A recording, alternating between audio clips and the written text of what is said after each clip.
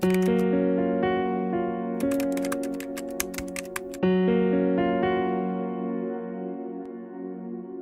I was in 4th grade, my dad died, and my older brother was my new example and the new man of the house. He started getting into drugs and hanging out with the wrong crowd, and I thought that's how I was supposed to live. Before I knew it, I was smoking pot every day and drinking every chance I could. Then I started dealing a little bit. By the end of my 8th grade year, I was one of the worst kids around. But during that summer, one of my best friends forced me to go into church camp with him. The 3rd day of that camp, I broke. God's love just overwhelmed me, and I'd never felt anything like it. I got back from camp and everything was great. School started and I met a girl.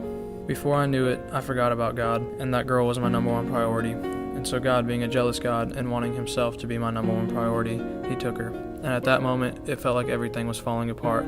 I thought God had left me, so I was mad at him. I hated my life. I became depressed. I kept smoking and drinking, just waiting for some kind of happiness, but it never came. Then one night after a football game my sophomore year, and some of us started drinking. This was the worst night of my life. I woke up the next night in my house not knowing how I got there or anything.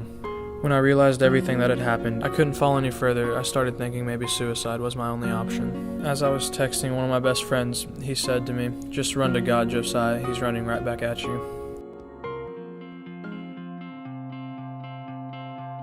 And it was that moment when I remembered everything God had did for me, and I remembered his love and his mercy. And that Wednesday here at 7, I came back to God, and I felt his hand on my life ever since that moment.